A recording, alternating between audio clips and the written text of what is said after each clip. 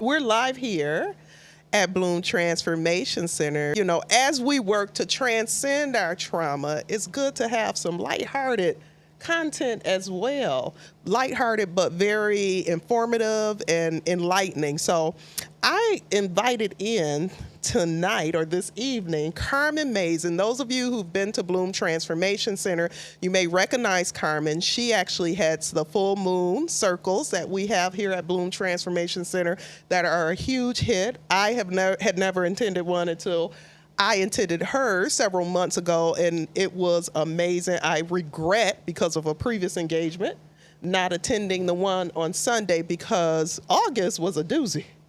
August was a doozy of a month, and I just wanted to get some insight as to what was going on there. But Carmen, welcome. It's so good to have you here. Thank you. Thank you. Yes. So I want to dive right into it. I want people to know a little bit more about yourself. You consider yourself, your title when I was beforehand, I know you're an astrologist, a very good astrologist is that, you know, from Detroit, from Brooklyn, back in Detroit. You know, we're happy to have her back here. But you say you consider yourself a medicine woman, so expand on that a little bit. So a medicine woman traditionally has been a member of the community whose job, so to speak, was to provide healing to the community. She had many tools in her tool bag, as I like to say, and she would just be the one that you would go to if you needed a good talk, the one you would go to if you didn't feel well, you needed some medicine. The one that you would go to when you were experiencing very deep-seated or chronic issues like grief, depression, and it was always a combination of medicinal things such as herbs, which I am an herbalist, kind of tapping in and see what's going on with the person. I do that intuitively with astrology, but I'm also an intuitive reader. And then I also use ritualistic practices. So my moon circle, working with the different elements to actually help people heal spiritually and emotionally as well. So that's a traditional kind of definition of a medicine woman, and those are all of the things that I do. I want to know what got you into astrology, first of all. Like, you know, I dabble in it. I know a little bit, but I so respect individuals such as yourself that really understand all of that. When I see a birth chart, I just see a pretty circle with a lot of pretty colors in it. But you can read and tell so much and forecast so much about a person just from that chart there. Yeah. So at what point in your life did you decide, you know, this is something I want to just really dive into? It was many moons ago. I was going on a date, and I had met the guy at his house, and I was waiting for him to get ready, and he had this big, huge coffee table book, and it was an astrology book. I think it's called The Secret Language of Relationships. Yep, I have that. Okay. Huge book. Yeah, huge. Looks like a encyclopedia for those who remember encyclopedias. So I was just sitting there patiently waiting, and I'm like, what is this? And I opened it, and I wasn't really into astrology at all. Like, I knew my sun sign, and I didn't really care for it because I'm like, a cow, because I'm a Taurus. And so I'm opening it, and I'm looking at it, and what was different about this book is it broke it down kind of by your birthday, so you could kind of like get a clear picture, like the exact week you were born.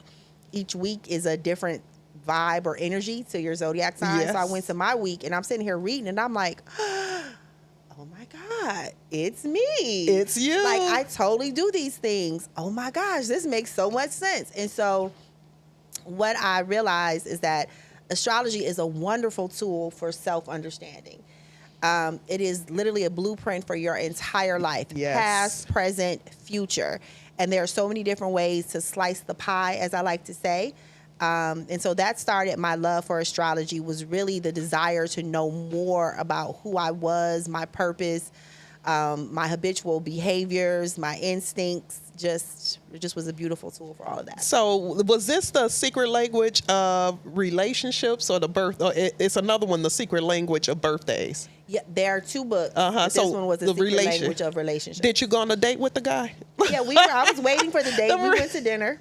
You know the reason I asked that? Because that book, you can line up your birthday with Yep. the person's birthday. You go to a page and it will tell you what your relationship, like the key components of your relationship, the struggles, the strengths, the weaknesses. Yeah. And for those of you who, like, I literally have it on like my coffee table at home. People come and they sit at my kitchen island and they, go through it. And then it's like, okay, this makes sense. Or this explains why this relationship didn't work with that person.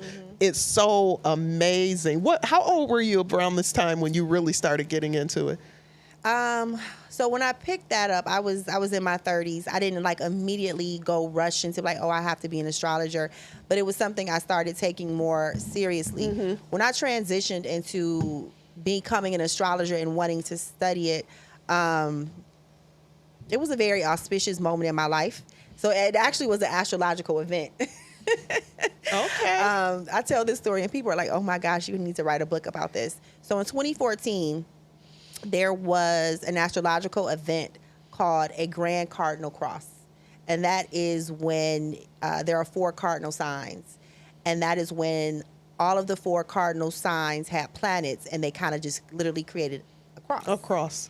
And that has a lot of tension. It creates a lot of changes in a person's life. 2014. So it was the end of April of 2014, like the very last week of April in 2014. And because the way my chart is set up, it impacted the 4 most significant aspects of my life. And my life just exploded. It exploded for that entire week. My life exploded. And so when I tell you, like, my job was gone. My relationship was gone. I was already in the process of moving out of my apartment, but some craziness happened. So I wasn't homeless really, but technically I was homeless. But I wasn't like on the street. I had places to stay. Yeah. But because it was just like, what is happening? So when you have all of these changes in these major areas, it just automatically changes who you are. Absolutely. So I was like, what is happening to me? And so what was happening in hindsight is I was being shifted onto my path. That is what was happening. And it felt so tough, which it usually does before we get on the path that we should be on for, that journey. Mom, I said, I can't take it no more. If one more thing happens, you are going to have to come out here because I feel like I'm just about to like fall into a gutter. Like I can't take it anymore. Yeah. So I prayed that night and I said, God, I cannot take any more. Can you just please make it stop? I need to like catch my breath. And I woke up the next day and it was quiet. No phone ringing off the hook, no emergency, no police. It was like, thank you, God. And then from there, it just started that was difficult, but the transition forward was it was beautiful. Like I really feel like God aligned things. So like, because I'm a fixed sign. Yeah. So I don't do well with change. And it was just too much change. So I think God was like, okay, so we're going to piecemeal you little by little to help you digest this and process this. So I had a few months before I needed to work again. I actually had about 8-9 months before I needed to work again. But I like to work, so I wasn't going to not do nothing for 8 or 9 months. But anyway, I said, I've been working since I was 14 years old. Let me just take a minute and just like do something for me. I didn't have to really worry about money. And I was like, so what do you like to do, Carmen? I like astrology. It's like really cool. All my friends are like, girl, you should really, like, I'll pay you for this. And I wasn't really astrologer. I just a novice, kind of dabbled. Right, I knew more than most people, and I was good at it. So I said, okay, I'm going to just take some classes, do this and that, because I'm a person, I believe you need training. You need to understand basic principles of everything that you do that you're serious about. So, and I just started taking a couple classes, and one thing led to the next, and here I am. And here you are today. We're so happy you're here today. Speak a little bit on, like you said, your sun sign is, I've never heard anyone say a cow, but, it's a Taurus. Well, Taurus the bull. People don't really understand your sun sign doesn't tell you everything about a person. We're so quick to say, leave that person alone because they're a Libra or whatever that sign may be. But the sun sign is what? What does that really say about a person? So I like to say you can think about your sun sign literally as the sun, like the sun in the sky. So you are the center of your own universe. So your sun sign is almost like the light that you radiate out into the world. So what you want to give to the world. How you're perceived, or? It's really about you. Okay. Right? Because the sun is like very self-focused. It's about me. So it's about what I want to give to the world. what I want to share, what's my light, what's my vibrancy that I feel is useful, beneficial, and helpful to other people. And so people who are born under the same sun sign, they just naturally have a similar gift, talent, skill. They go about life in a very specific way. So it's just very much about your goals, how you approach life, how you show up. Yeah. Is your sun sign. And that's and for those who don't understand what, again, when we say sun sign, that's usually when people say, what sign are you? And that's Right. what we say, depending, when you're born, It's, literally, it is the zodiac sign that the sun was sitting in when you were born. Yes. So the constellation that the sun was in when you were born. So your rising sign and moon signs are also very important. Yeah. So your moon sign, until more recently, your moon sign was much more important than your sun sign. Your moon sign is your emotional self, your emotional needs. And why it's so important is because it also has to do with like your basics, like your basic needs that you need to survive, your feelings and your emotions. So at every given moment, we are always concerned about what I need at this moment. So for instance, the air conditioning is on. I'm very aware of the temperature of this. Yes. Because at some point I'm like, I may get cold. Okay. So while I'm talking and I'm doing Let me these know if things, you get cold. We can turn it off. But We want our guests to right. be comfortable here. You know, it's like, so we can show up, we can work, we can do all of these wonderful things, but in the back of our mind, am I hungry? Am I thirsty? Do I need to go to the bathroom? Am I cold? Did I cut the stove off? I don't want my home to burn down. It's like all of these things that are on autopilot. Then it's also our habitual behavior is stored in the sun. In our moon. Okay. So it's like literally our motivation, how we greet people, how we act, how we respond. It's always what we're looking for. And so when you look at it, the sun is the light that we give off. The moon has no light. So it's what we're looking to receive. To feel safe, to feel secure, to feel comfort. And it's very, very subconscious. So even when we're looking at the moon, so I'm an evolutionary astrologer, which means I really use astrology as a healing modality to help people understand themselves. I tell people, like, yes, I can talk about, I could do funny memes. We could talk about why the signs are trash, but go find somebody else.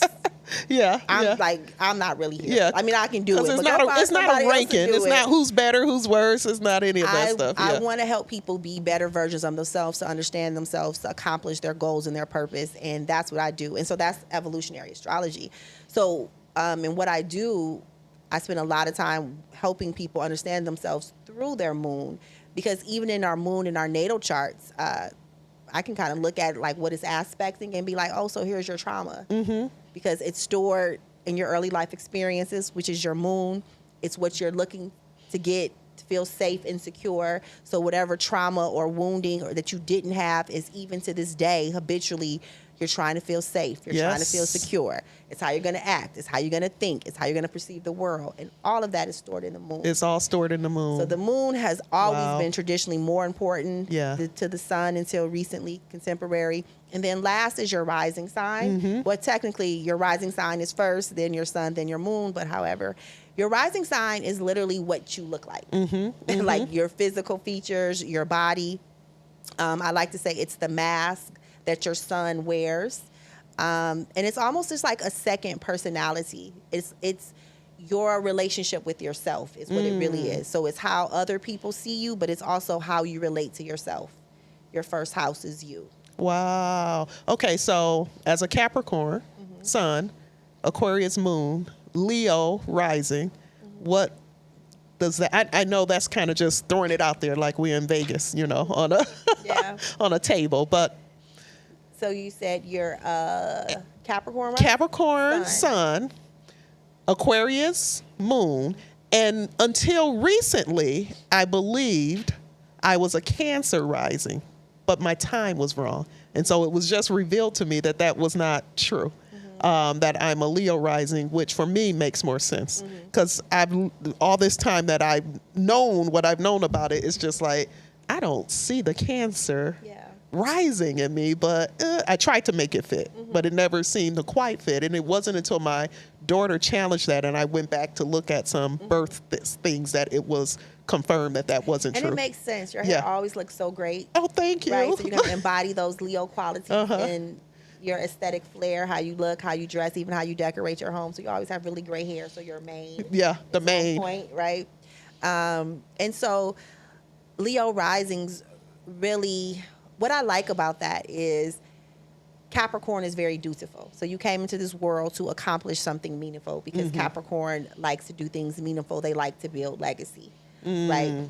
And the Leo rising really pushes you to put yourself in the forefront, right? So you can do it big. So it makes sense that you have a podcast. Yes. That you are like, and sometimes it may not even be like intentionally. You may like find yourself like in newspapers and in blogs, or Girl, just you can just be a bystander, listen, but it's like your face. People think I have a PR person. Like all the media I do, I don't. They just call me.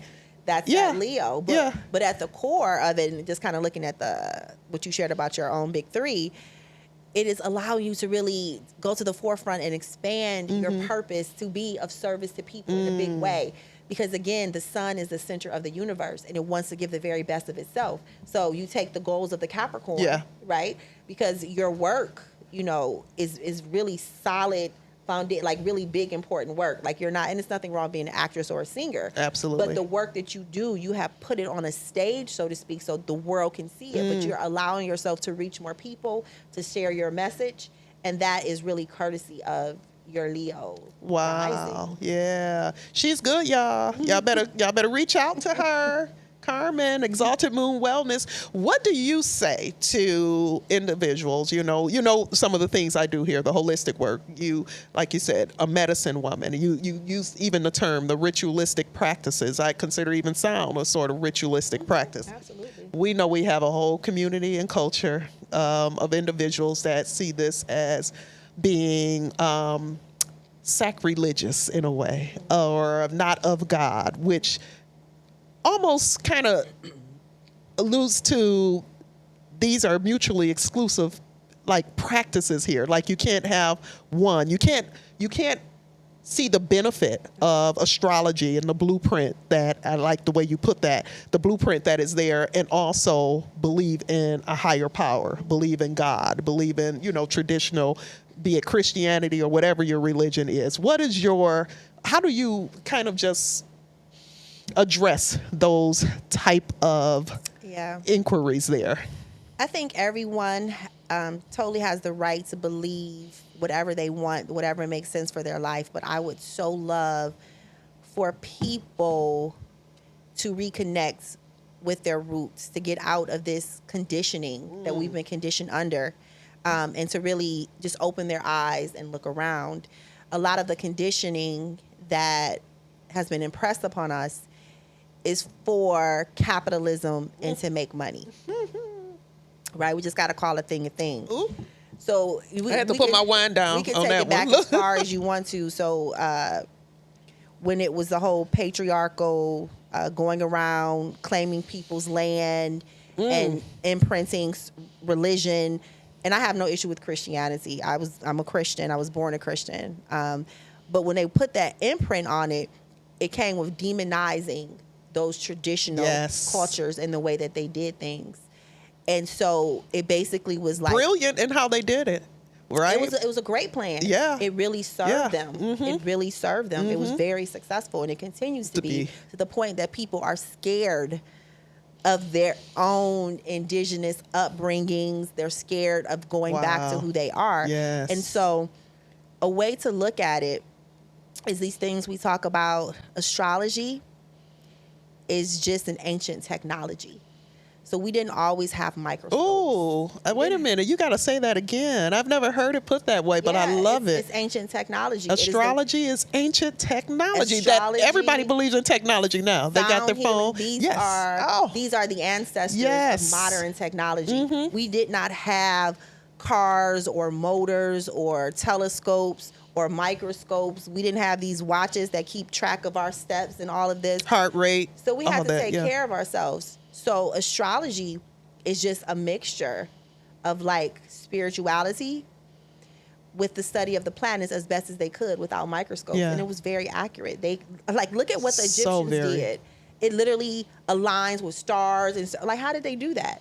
because these are The wisdom. technologies. Yes. These are early ancient technologies, even plants and herbs and the way that we keep ourselves well.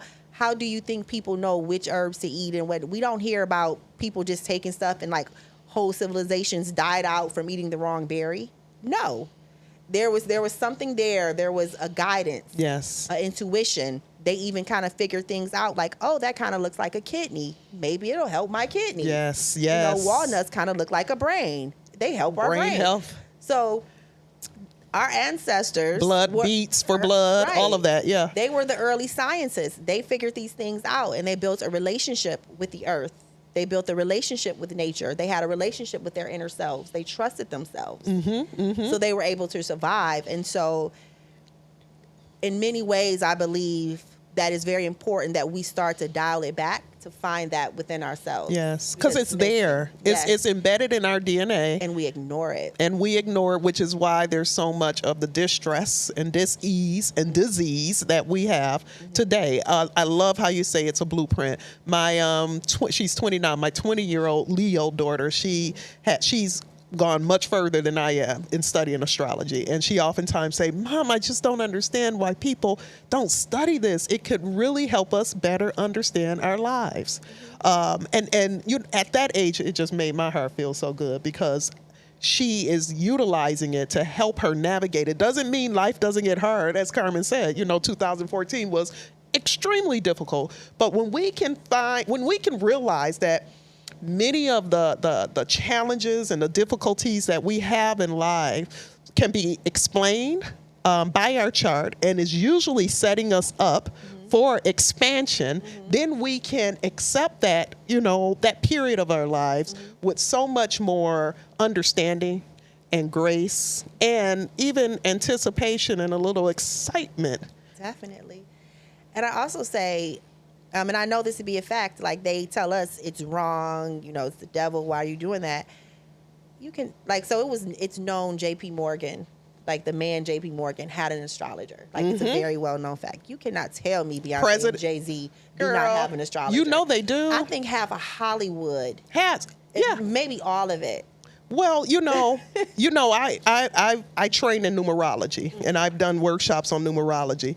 When I started seeing, even before they had their daughter, Blue Ivy, and I'm looking at the tattoos they're getting with the fours. Yes, they both were born, but they emulate fours, as far as the life path with the structure, the organization, things of that sort, how they built their, they built a legacy that will last forever, right? Capricorn. And Blue Ivy is a Capricorn, and IV is, most people think IVY, but no, it's IV, the numeral, the Roman numeral 4. Like they understand, and there's a verse in one of Jay-Z's song on the 444 album that says, I told my wife this spiritual shit really works.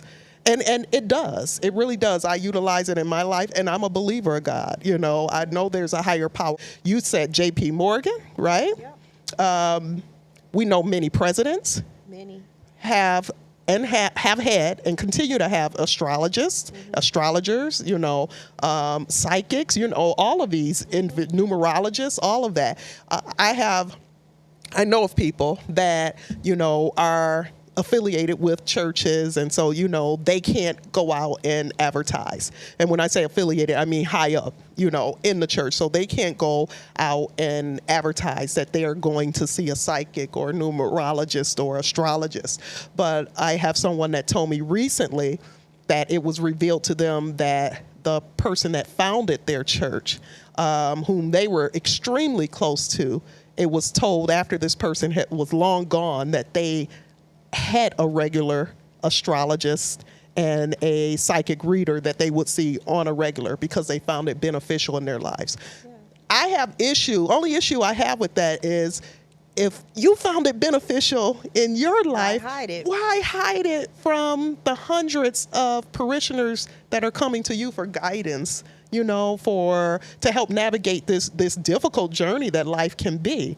So, I look at people like yourself, my good friend Courtney Kane Sides, who's a psychic medium, even the work that I do. And it takes a lot of courage to put ourselves out here, Yeah. Have you received any kind of flack from family, friends, pushback, or when people find out this is something that you do? I would say family. Like, I know my grandmother was just like very confused by it. She doesn't really get it. And that's fine. Yeah. Yeah.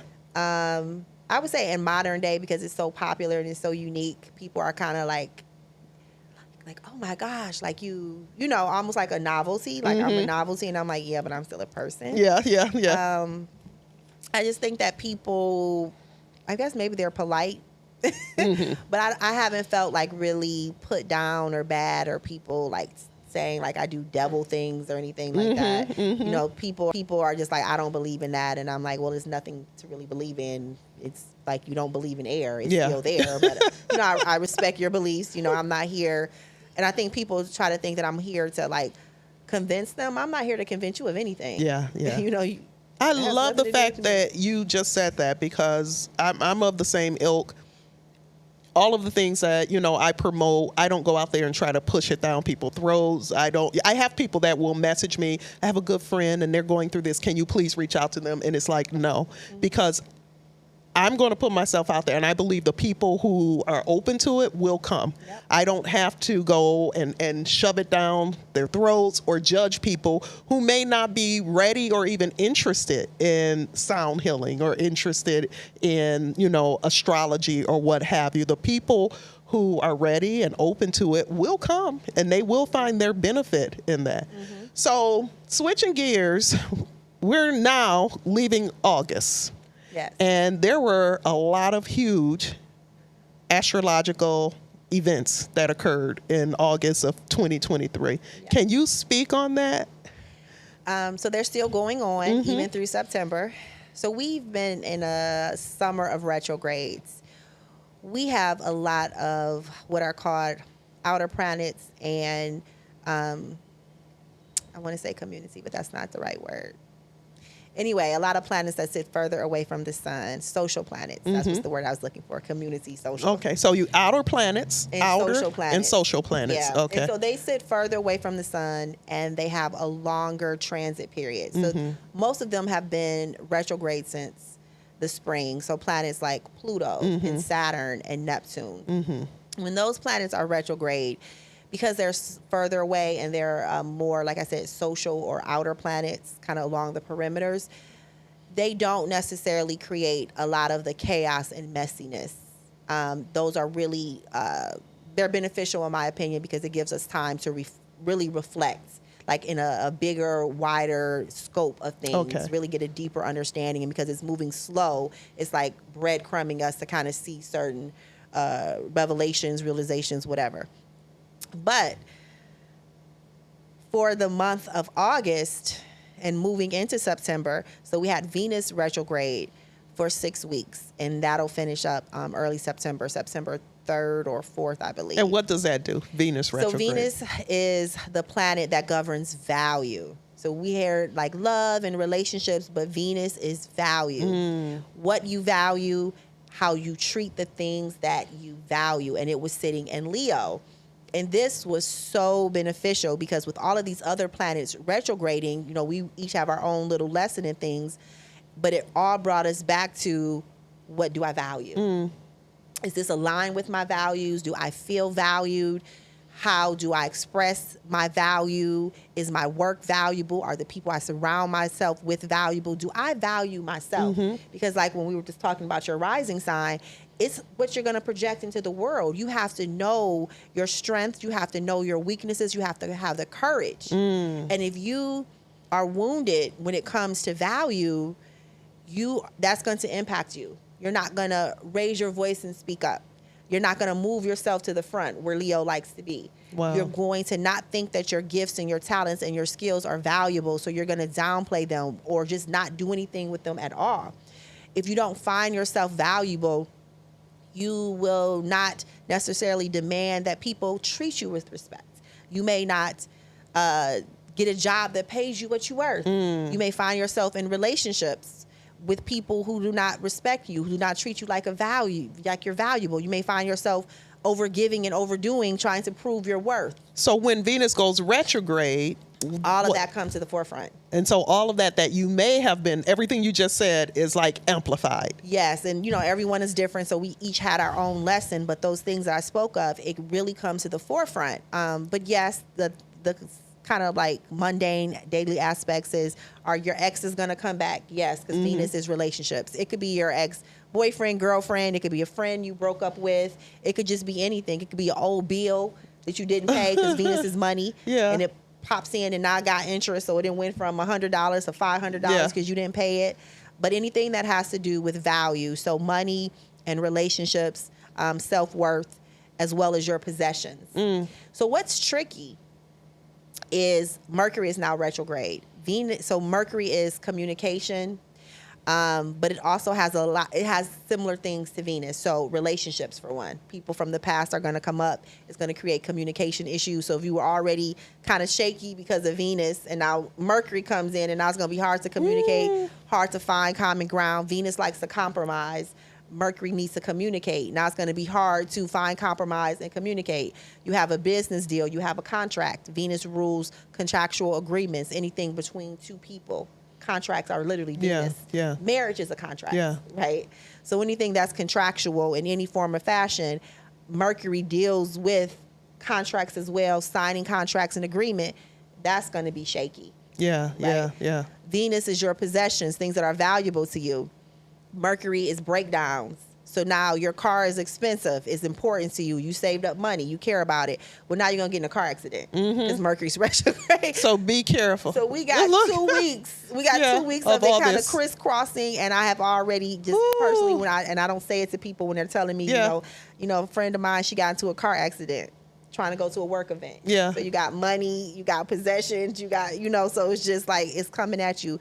So I have been driving slowly, driving carefully, looking around, very mindful of the people that I'm around and their energy, so I could be like, ooh, this person's a hothead, ooh, this person, and I'm like, okay, because I just want to tread lightly, and so far, so good, not going red we own no solid wood floor, so she said red furniture. Yeah. Wow. But you just have to be mindful. So Venus and Mercury are personal planets, which means they're closer to us and they have a greater impact on our day-to-day life. Gotcha. So that's why now we're in this whole little like crazy whatever. My whole computer system, my website, Yeah. our business, Bloom website just completely shut down. Oh, wow. Like I was up, don't ask me why, 3 o'clock in the morning putting some stuff up for a class. And then all of a sudden by 7 o'clock, I'm getting all these emails that the website was down, and that has never happened before. Yeah.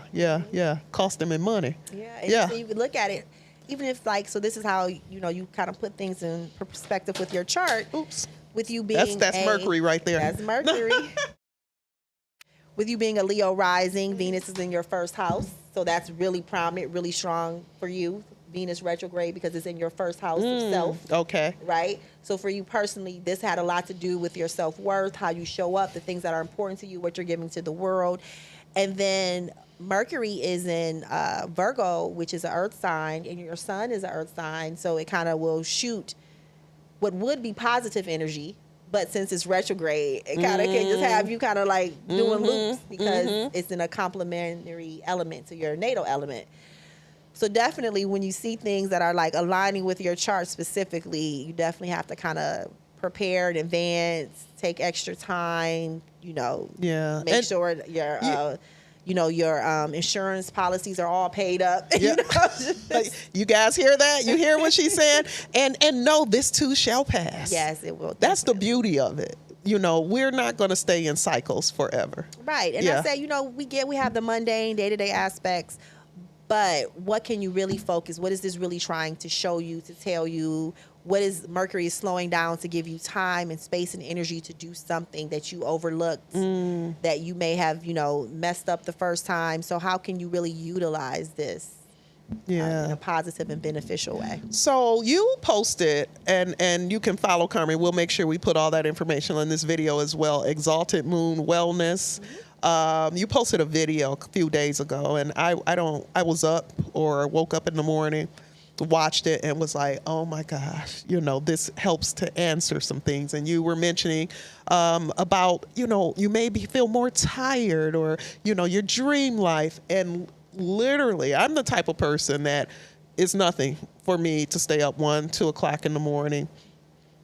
This is last few weeks. It was, I think, a few days ago, and Reggie's in here, but it was about 8:30 at night, and I'm like, I'm going to bed. And that is so not like me. Last night I went to bed, I think 9:30. I woke up about 9:30, so it was like 12 hours, but it was so much dream life going on too. And you were talking about people who do the type of work where we're working to help elevate people's spirits are really feeling something now, because I have friends and colleagues who do similar work who are all expressing the same thing. Yeah.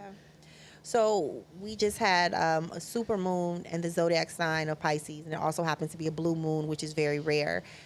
But in general, moons in Pisces, they really impact us emotionally and spiritually. Pisces is the last zodiac sign, right? And so all full moons are endings and combinations, but especially in Pisces because it is the last zodiac sign. Then you take this connection to being of service. So every zodiac sign has like a motto, and the polarity of Virgo and Pisces, they're polar opposites, but they represent the polarity of service. And so Pisces, and the reason in the video I was saying this is going to be really impactful for people who are healers, who are walking in their spiritual path, who may just be on a spiritual journey of self-improvement, healing, and evolution, but especially people who are being called to do the work. Whatever your big, important work is, you're going to feel this because Pisces energy is going to demand it of you. It's time for you to step up. There's a reason why I do what I do. There's a reason that you do what you want to do. And it's not like, oh, I just think astrology is cool, let me study it. It's like, no, this literally is like my life path. Like, this is literally something that I'm supposed to do. We were talking about life path. Yeah. I'm a 9 life path. That's humanitarian. A lot of people who have 9 life paths are healers. Yes. So anyways, you slice the pie, whether it's my natal chart, whether it's my numerology, whether it's even like my EFI, destiny and path, it lines up. It literally is all the same. Mm-hmm. And so that's why you were who you were when you got here. And so we have spiritual contracts before we're incarnated, before we're born. We agree to come into the life to accomplish certain things. Now, we may not do that, and that's fine too, because we do have this human experience, and it's very easy to get lost in free will.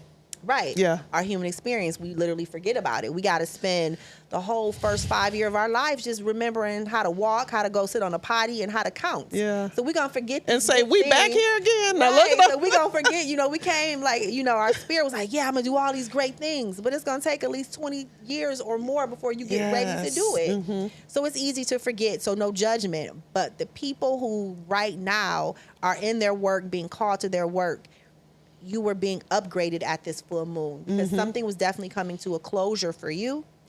And Saturn, which is also sitting in Pisces, which happens to be conjunct or sitting basically hand in hand, holding hands with the moon. That's what conjunction means. Was sitting conjunct the moon. Saturn is the planet of responsibility, of discipline, of structure. It's Capricorn is ruled by Saturn, yeah. And so with the moon and Saturn sitting together, it is basically spiritual authority. Right? The moon is spirit, Saturn is authority. So it's time for us to walk in our spiritual authority. It's time for us to do what we said we were going to do. And it was really being impressed upon us. And so in order to prepare us, we had to sleep a lot. Spirit works best when we're not conscious, because when we're too conscious, we'll just bypass things. But when you're sleepy, when you're tired, when you're maybe even have, like a glass of wine or something, it's just easier because you're more open, you're more vulnerable, and spirit doesn't have to work so hard to get through to you. Oh, I love it. Oh, that's so, child. That's some good stuff there. Yeah. Okay, so what would you, for a client, somebody who reaches out and they want to have a session with Carmen, what would that look like? Well, people come to me for different types of sessions, for different things. And what I always tell people is you can come to me and not know what you need, and that's fine. Just tell me what's going on, and I can tell you what you need, which is the whole premise with a medicine woman. Like when you go to the doctor, you're like, doctor, my knee hurt. You don't say, doctor, my knee hurts, so I need you to do this kind of. My meniscus is torn, or I got fluid behind my, Just come and sit down and talk, and then I can help you figure out what it is that you need. And sometimes it's a layered process. Sometimes we have to deal with the immediate thing. You know, you can come and say, I'm stressed out, I'm full of anxiety, I can't focus. Well, we can do some things to kind of calm you and balance you, even, you know, like the sound healing and things. We can work with those immediate things, and then we can go beyond that. So here's what's really going on within you that is causing this dis-ease. Because like how we started this, my world blew up in 2014. Yeah. Most times when we are being called to level up, asked to walk in our purpose, or make some big important change in our life, hell breaks loose. it is going to come through that. Yes. So we'll start with the symptoms. We'll start to getting you comfort, and then we can get into the depths of it. So it almost sounds like, if we want to align it, which I really don't want to, but just to help make sense of it, like the traditional Western medicine, they come to you and it's diagnostic. There is like a diagnosis of, you know, you don't have to know, like you said. Similar to people coming to sound healing and they say, I want to come in because I've been having back pains and I hear it's good for that. But then afterwards they'll say, oh, I had a flashback of a trauma that I finally released. Like I felt my body release and disconnect from it. So you don't have to know as the consumer or customer coming in what it is you need. Carmen is going to help you figure that out. Diagnostic, and then there's going to be, it sounds like, some insight. Yeah. And is there like a prescription of sorts? I do. Okay. I literally do. Medicine woman. I literally do give people prescriptions. It could just be like lifestyle changes, practices to integrate to help with whatever's going on. I could suggest things that I already make, herbal medicines that I make. I will sometimes make something specific for a person. It just really depends on what it is. And then sometimes when it is something that is just, you need help, I will also recommend to see a therapist or a doctor because, you know, sometimes, you know, spirituality and, you know, these kind of more gentler things are very helpful and necessary, but sometimes you have to put things together. You have to have like a whole cohesive thing. So it can be a blend of, you know, allopathic medicine. Integrative, you know, in that sense. I love it. So before we end, I wanted us to pull these. Since when we got started, these kind of caught my eye. These are the law of attraction cards. So I wanted each one of us to kind of pull a card and just, you know, see what it means for us. I love oracle cards. You love, I have so many. I have like a whole box full of this, part of my toolbox. And I heard you talking about that too. Tools and techniques. If you don't have your own spiritual toolbox at home, and it can include the Bible, you know, which it should. It has to include, exactly. It should include the Bible, but include other, as we said, integrative things that can help also provide you with some insight you need. So these are the law of attraction cards. I follow Esther Hicks, the teachings of Abraham. It's going to see her. Love Esther Have you too. seen her live before? No. Oh my God. Next time I go, I'll let you know. I've I really seen thought her. she was retired. Oh So no, please I just do saw let me her know. a couple of months ago. Really? Yeah. She's still going strong, girl. Oh, yeah. Yes. I didn't know that. I've gone to Chicago many times to see her. She's all over. She's still doing cruises too. And literally after one of the times seeing her in Chicago, I'm on the elevator because I would take friends with me all the time to introduce them, you know, to her. And every time I would do it, they come back and weeks later they'll call like, you won't believe how my life has taken off. I'm like, oh yeah, I will. You know, and it's not her, it's the messages that's coming from her, of course. But I remember being on the elevator and I'm just gushing like, oh my God, wasn't that amazing? And she's so amazing. I'm talking. And girl, I turn around and she's in the corner of the elevator. I'm like, oh my God, it's you. And she's just like, nothing like, you know, she is when she gets on that stage and starts giving it to you. So I love her. And I love all of her work. So I have lots of her cards and books and things of that sort. So I'm gonna pull first and then I'll let you pull last, but we'll see. This card is sticking out for me. Pretty card. I saw it when you were You saw it. So I'll show. We got that camera right there. You can see that card there. So this says, I understand the rules of the game of life. That's so appropriate to what we're talking about today. I understand the rules of the game of life. And there's a picture of a woman hugging a tree. That is so me. I'm such a tree hugger. I thought that was flowers, actually. But it's flowers coming off the tree. So it's in bloom too, guys. It's made for me. The tree is blooming. And so it says, now that I understand the rules of this game of eternal life, Now that I understand the powerful law of attraction and deliberate creation, I can prepave, segment by segment, my life experience into becoming the allower I was born to be. This is good. For I was destined to a life of fulfillment and never-ending joy. Woo! This is right on time. This is perfect. Oh my God, it's just so in alignment to what we're talking about today and where I feel, I am at this journey in life. I'll leave. I should put that one in there still. No, you can keep it? Okay. Nice. These are pretty. I have to catch myself sometimes because I will be buying Oracle cards and tarot cards every week. Listen, I have double. I think I have 2 sets of these, matter of fact, because that's what happens. You can hold it up to that camera right there on the side of you. And see that? I like this one. So That's it says, my one. creative power lies in the moments. What I like here is, I don't know if this is a halo or her hair, but she has like this rays coming out of it. Yeah. I don't know what this is. It's beautiful though. Whether you are thinking about something happening now or something that happened in your past or something you would like to have happen in your future, you are doing the thinking now. And it is this present thought vibration the law of attraction is responding to. Therefore, your power to create is now. Oh. And this is so great when we were talking about my life path for this year. Yes. Is a 1. And so I literally am creating new beginnings. My future. Everything that I'm thinking about, literally everything is creating my future right now. And that literally is how I'm thinking about things. Even when I have like thoughts and ideas, I'm like, does this make sense for where I'm going or for where I've been? Everything. So right on time. And I'll make sure you take a picture of that too to take with you also. So Carmen, it's been a pleasure.